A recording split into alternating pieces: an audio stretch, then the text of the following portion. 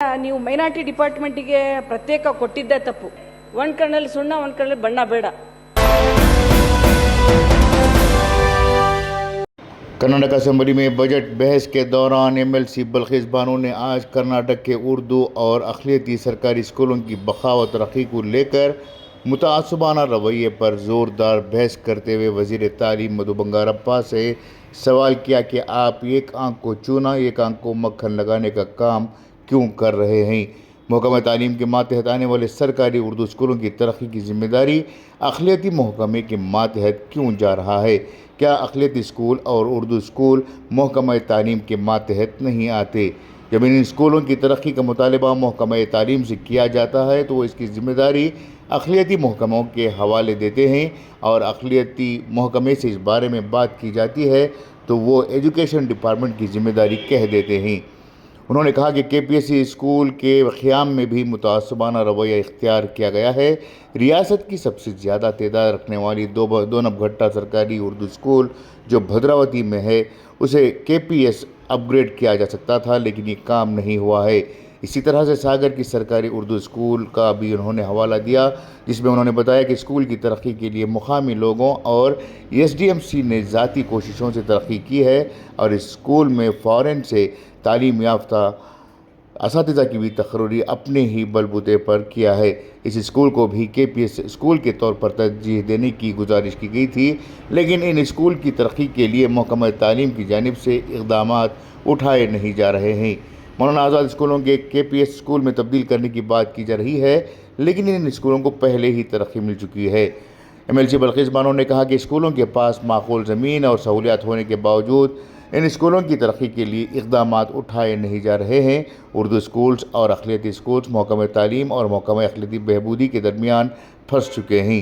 इस पर चेयरपर्सन मंजुनाथ भंडारी ने मामले को संजीदगी से लेते हुए वज़ीर तालीम मधु बंगारप्पा को हिदायत दी कि वो एमएलसी बल्किस बानो के एतराज़ात को संजीदगी से लें और मसाइल का हल निकालें। इस पर वज़ीर तालीम मधु बंगारप्पा ने चेयरपर्सन और एमएलसी बल्किस बानो के सामने वाज़ेह किया कि हम महकमा तालीम के ज़रिए तरजीही बुनियाद पर केपीएस स्कूल और मौलाना आज़ाद स्कूल बनाएंगे। इस पर एमएलसी बल्किस बानो ने अदम इत्मीनान ज़ाहिर करते हुए कहा कि महकमा तालीम और महकमा अक़लियती बहबूदी तालीमी मामले में एक दूसरे के साथ तालमेल क़ायम करते हुए काम करें, न कि अलहदा नशिस्तों का अहतमाम करते हुए अपने अपने मनसूबे बनाएँ। अपनी ही हुकूमत के वज़ीर पर सवालात उठाने और उर्दू स्कूलों के मसाइल पर रोशनी डालने पर चेयरपर्सन मंजुनाथ भंडारी और वज़ीर तालीम मधु बंगारप्पा को एक लम्हे के लिए झटका ज़रूर लगा। ब्यूरो रिपोर्ट इनकलाब न्यूज़ बेंगलुरु। ನಂದು ಪ್ರಶ್ನೆ, ನಾನು ಪ್ರತ್ಯೇಕ ಉರ್ದು ಕನ್ನಡ ಅದು ಇದು ಅಂತ ಹೇಳಲ್ಲ. ಮಕ್ಕಳಿಗೆ ಶಿಕ್ಷಣ ಹೋಗಬೇಕು, ಶಿಕ್ಷಣ ಕೊಡಬೇಕು, 100ಕ್ಕೆ 100 ಎಲ್ಲ ಇನ್ಫ್ರಾಸ್ಟ್ರಕ್ಚರ್ ಜೊತೆ ಕೊಡಬೇಕು. ಈಗ ನೀವು ಮೈನಾರಿಟಿ ಡಿಪಾರ್ಟ್ಮೆಂಟಿಗೆ ಪ್ರತ್ಯೇಕ ಕೊಟ್ಟಿದ್ದೇ ತಪ್ಪು. ನಾನು ಈ ವೇದಿಕೆ ಮೂಲಕ ಹೇಳ್ತೀನಿ, ಶಿಕ್ಷಣ ಇಲಾಖೆಯೇ ತಾವು ತಂದೆ ಆಗಿದ್ದೀರಾ. ಇಡೀ ರಾಜ್ಯದ ಪೇರೆಂಟ್ಸ್ ಅಸೋಸಿಯೇಷನ್ ಅವರು ಒಂದು ಅರ್ಜಿ ಕೊಟ್ಟಿದ್ದಾರೆ, ಕರಾಟ ಅಸೋಸಿಯೇಷನ್ ಅವರು ಒಂದು ಅರ್ಜಿ ಕೊಟ್ಟಿದ್ದಾರೆ, ಒಂದು NGO ಅವರು ನನಗೆ ಒಂದು ಅರ್ಜಿಯನ್ನು ಕೊಟ್ಟಿದ್ದಾರೆ. ಮಾನ್ಯ ಸಭಾಪತಿಯವರೇ, ಅವರು KPSC ಇದು ಮೈನಾರಿಟಿ ಡಿಪಾರ್ಟ್ಮೆಂಟಿಂದ ಹೇಳ್ತಾರೆ ಮೌಲಾನಾ ಆಜಾದ್ ಶಾಲೆಗಳನ್ನು KPS ಶಾಲೆಗಳನ್ನು ಉನ್ನತೀಕರಿಸಲಾಗಿದೆ. ಈಗ ಆಲ್ರೆಡಿ ಅವರು ರಾಜ್ಯದಲ್ಲಿ ಮೌಲಾನಾ ಆಜಾದ್ ಶಾಲೆ ಶುರು ಮಾಡಿದ್ದಾರೆ. ಅದು ಪ್ರತ್ಯೇಕ ಬಿಡಿ, ಅದು ನಿಮ್ಮ ಇಲಾಖೆಯಲ್ಲಿರ್ತಕ್ಕಂಥವು, ನಿಮ್ಮ ಅಧೀನದಲ್ಲಿರ್ತಕ್ಕಂಥ ಉರ್ದು ಮಾಧ್ಯಮದ ಶಾಲೆ ತಾವೇ ಹೇಳೋ ಹಾಗೆ 4,000 ಶಾಲೆಗಳ ಗತಿ ಏನು? ಆ ಶಾಲೆಗಳಲ್ಲಿ ಆಯ್ಕೆ ಮಾಡುವ KPSC ಮಾದರಿಯಲ್ಲಿ ಶಾಲೆ ಮಾಡಬೇಕಂತ ಯಾರು? ಇವರು ಮಾಡಿ ಪ್ರಾರಂಭ ಮಾಡಿರ್ತಕ್ಕಂಥ ಮೌಲಾನಾ ಆಜಾದ್ ಶಾಲೆಗಳನ್ನು ಉನ್ನತೀಕರಿಸ್ತಾ ಇದ್ದೀವಿ ಅಂತ 100 ಶಾಲೆ ಅಂತ ಹೇಳ್ತಾ ಇದ್ದಾರೆ. ಇದನ್ನು ಬೇಡ ಮಾನ್ಯ ಸಭಾಪತಿಯವರೇ, ಒಂದು ಕಣ್ಣಲ್ಲಿ ಸುಣ್ಣ ಒಂದು ಕಣ್ಣಲ್ಲಿ ಬಣ್ಣ ಬೇಡ. ಇಡೀ ರಾಜ್ಯದಲ್ಲಿ ಕನ್ನಡ ಇರಲಿ, ತಮಿಳು ಇರಲಿ, ತೆಲುಗು ಇರಲಿ, ಉರ್ದು ಇರಲಿ, ಎಲ್ಲ ಶಾಲೆಗಳಿಗೆ ತಾವೇ ಮಂತ್ರಿಯವರು, ತಾವೇ ಮಾಡಬೇಕು. 800 ಶಾಲೆಗಳಲ್ಲಿ ಒಂದು 500 ಶಾಲೆ ಬಹಳಷ್ಟು ಯಾರು ಶಿಕ್ಷಣದಿಂದ ವಂಚಿತರಾಗಿದೆ ಅಂತಾರೆ ನಿಮಗೂ ಗೊತ್ತಿರ್ತಕ್ಕಂಥ. ಸದಾ ಈ ವೇದಿಕೆ ಮೇಲೆ ಹಲವಾರು ಚರ್ಚೆಗಳನ್ನು ಮಾಡಿದ್ವಿ. ಒಂದು ಶಾಲೆ ಹೇಳ್ತೀನಿ ಮಾನ್ಯ ಸಭಾಪತಿಯವರೇ, ಒಂದು ಮಂಗಳೂರಲ್ಲಿ ಒಂದು ಬೆಂಗರೆ ಗೌರ್ಮೆಂಟ್ ಸ್ಕೂಲ್ ಅಂತ ಹೇಳಿ 900 ಸ್ಟೂಡೆಂಟ್ಸ್ ಇದ್ದಾರೆ. 100ಕ್ಕೆ 100 ಮೈನಾರಿಟಿ ಸ್ಟೂಡೆಂಟ್ಸ್ ಕನ್ನಡ ಮೀಡಿಯಮಲ್ಲಿ ಓದ್ತಾ ಇದ್ದಾರೆ. ಅಲ್ಲಿ ಜಾಗನೂ ಕೂಡ 5 ಎಕರೆ ಜಾಗ ಇದೆ.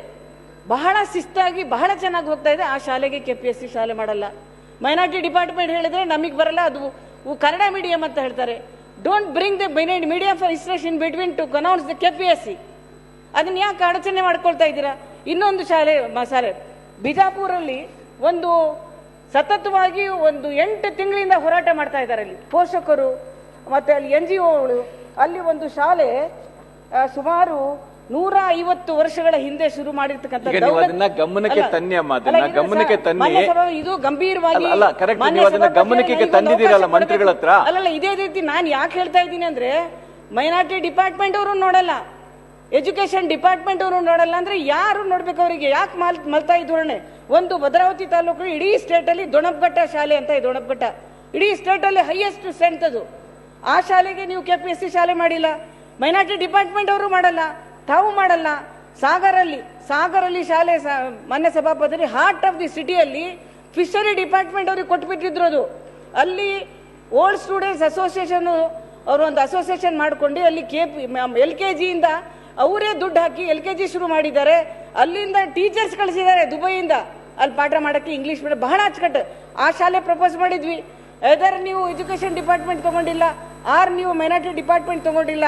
ಮತ್ತೆ ಈ ತರ ಚಿಕ್ಕೋಡಿಯಲ್ಲಿ ಗಮನಕ್ಕೆ ತನ್ನಿ. ಈಗ ಇವ್ರ ಮಂತ್ರಿಗಳೇ, ಈಗ ಅವ್ರು ಏನ್ ಹೇಳಿದಾರೆ ಅದನ್ನ ಗಮನಕ್ಕೆ ತಗೊಂಡ್ಬಂದು ಅದು ಏನಾಗಿದೆ ಅಂತ ಒಂದು ಹೇಳ್ಬಿಡಿ. ಇಲ್ಲ ಅವ್ರ ಕನ್ಸರ್ನ್ ನನಗೆ ಅರ್ಥ ಆಯ್ತು, ಸದಸ್ಯರ ಕನ್ಸರ್ನ್. ಅವ್ರಿಗೇನಂದ್ರೆ ಮೈನಾರಿಟಿ ಡಿಪಾರ್ಟ್ಮೆಂಟ್ ಅಲ್ಲಿ, ನಿಮ್ ಡಿಪಾರ್ಟ್ಮೆಂಟ್ ಅಲ್ಲಿ ಏನ್ ಮಾಡಿದ್ರು? ಮೈನಾರಿಟಿ ಡಿಪಾರ್ಟ್ಮೆಂಟ್ಗೆ ನಾವು ದುಡ್ಡು ಕೇಳಿಲ್ಲ. ಮೈನಾರಿಟಿ ಡಿಪಾರ್ಟ್ಮೆಂಟ್ ಅವರೇ ನಾವು ದುಡ್ಡು ಕೊಡ್ತೀವಿ, ದಯವಿಟ್ಟು ನಮ್ದು ಏನಿದೆ ಅದ್ರ ಮೇಲೆ ತಗೊಳ್ಳಿ ಅಂತ. ಅವರಿಗೆ 500 KPS ಶಾಲೆಯಲ್ಲಿ ಎಲ್ಲಾ ಶಾಲೆಯಲ್ಲೂ 10 ಉರ್ದು ಶಾಲೆ ಮಾತ್ರ ನಮಗೆ KPS ಶಾಲೆಯನ್ನ ಕನ್ವರ್ಟ್. ಈಗ ಅವ್ರದ್ದು ಕನ್ಸರ್ನ್ ಏನಂತ ಹೇಳಿದ್ರೆ, ಮೌಲಾನಾ ಆಜಾದ್ ಅನ್ನ ನೀವು ಅಪ್ಗ್ರೇಡ್ ಮಾಡಿ ಕೇಳ್ತಾ ಇದ್ದೀರಾ ಅಂತ ಅವ್ರು ಹೇಳ್ತಾ ಇರೋದು. ಬರೀ ಮೌಲಾನಾ ಅಲ್ಲ, ಉರ್ದು ಶಾಲೆನೂ ಕೂಡ ನಾವು ಏನು ಕಲ್ಯಾಣ ಕರ್ನಾಟಕ ಭಾಗದಿಂದನೂ ಫಂಡ್ ಬರೋದ್ರಲ್ಲೂ ಕೂಡ ಉರ್ದು ಶಾಲೆನ KPS ಆಗಿ ಮಾಡಿದ್ದೀವಿ. ಎಲ್ಲದೂ ಒಟ್ಟಿಗೆ ಮಾಡೋಕ್ಕಾಗಲ್ಲಮ್ಮ. ಯಾಕೆಂತ ಹೇಳಿದ್ರೆ ನನಗೂ ಟೋಟಲ್ ನನ್ನ ಕೈಯಲ್ಲಿ ಇರೋದೇ 800 ಶಾಲೆ. 800 ಶಾಲೆಯಲ್ಲಿ ಇಡೀ ರಾಜ್ಯದಲ್ಲಿ ಮಾಡಿದಾಗ ಕೆಲವು ಉರ್ದು ಶಾಲೆ ಬಂದಿರುತ್ತೆ, ಕೆಲವು ಬರದೇ ಇರ್ಬೋದು. ನೀವು ಯಾವ್ದನ್ನು ಹೇಳ್ತಾ ಇದ್ದೀರಿ ಅದನ್ನು ಕೂಡ ಕನ್ಸಿಡರ್ ಮಾಡ್ತಕ್ಕಂಥ ವ್ಯವಸ್ಥೆಯನ್ನು ನಾನು ಮಾಡ್ತೀನಿ, ಇಲ್ಲ ಅಂತ ಹೇಳಲ್ಲ. ಬಟ್ ಅವ್ರ ಕಾಳಜಿ ಗೊತ್ತಾಯ್ತು, ನೀವು ಅಲ್ಲಿ ಭೇದ ಭಾವ ಮಾಡಬೇಡಿ ಅಂತ ಹೇಳಿ. ಮಕ್ಕಳ ಸಂಖ್ಯೆ ಜಾಸ್ತಿ ಎಲ್ಲಿ ಆಗ್ತದೆ ಅದನ್ನು ಮಾತ್ರ ನಾವು ತಗೊಂಡಿದ್ದೀವಿ ಕ್ರೈಟೀರಿಯಾ ಹೊರತು. ಆದರೆ ಇಂಗ್ಲೀಷು ಇಲ್ಲಾಂದರೆ ಉರ್ದು ಇಲ್ಲ ತಮಿಳು ತೆಲುಗು ಆ ಥರ ನಾವು ತಗೊಳಕ್ಕೆ ಹೋಗಿಲ್ಲ. ಫಸ್ಟ್ ಪ್ರಯಾರಿಟಿಯಲ್ಲಿ ನನ್ನ ಇಲಾಖೆಯಲ್ಲಿ 800 ಮಾತ್ರ ನಾವು ಹಣ ಖರ್ಚು ಮಾಡಿ ಮಾಡೋದು. ಅದ್ರ ಜೊತೆಗೆ ಮೈನಾರಿಟಿಯವರು ಈ ಫಾರ್ಮುಲಾ ಇಷ್ಟ ಆಗಿರೋದ್ರಿಂದ ಅವ್ರು ಕೊಡ್ತಾ ಇದ್ದಾರೆ. ದಟ್ ಈಸ್ ಓನ್ಲಿ ಫಾರ್ ಉರ್ದುನ. ಅದು ಭಾಳ ಆ್ಯಕ್ಚುಲಿ ಒಳ್ಳೇದು ಆಯಿತು, ಯಾಕೆಂದರೆ ಇಂಗ್ಲೀಷ್ ಮೀಡಿಯಂ ಸಿಗ್ತದೆ ಅಲ್ಲಿಗೆ. ಆದರೆ ನಮ್ಮ ಹಣದಲ್ಲಿ ಎಷ್ಟು ಉರ್ದು ಶಾಲೆಗಳು ಕಲ್ಯಾಣ ಕರ್ನಾಟಕದಲ್ಲಿ ನಾವು ಉರ್ದು ಶಾಲೆನ KPS ಆಗಿ ಕನ್ವರ್ಟ್ ಮಾಡಿದ್ವಿ. ಬಟ್ ಎಲ್ಲದೂ ಒಟ್ಟಿಗೆ ಮಾಡೋದಕ್ಕಾಗದು. ಈಗ ಮಂತ್ರಿಗಳು ಈಗ ಅವರು ಕೆಲವು ಶಾಲೆಗಳ ಹೆಸರುಗಳನ್ನ ಹೇಳಿದ್ದಾರೆ, ಅದ್ರ ಬಗ್ಗೆ ತಾವು ಮಾತಾಡಿ. ಅದನ್ನು ಮಾಡಿ ಮತ್ತೆ ಅವ್ರು ಯಾವ್ದಾದ್ರು ಇದ್ರ ಕೊಟ್ರೇನು ಕೂಡ ನಾನು ಇಲಾಖೆಯಲ್ಲಿ ಕೊಟ್ಟು ಅದು ಕ್ವಾಲಿಫೈ ಆಗುತ್ತೆ ಅಂದ್ರೆ ನಾನು ಗ್ಯಾರಂಟಿ ಅದನ್ನು ಕನ್ಸಿಡರ್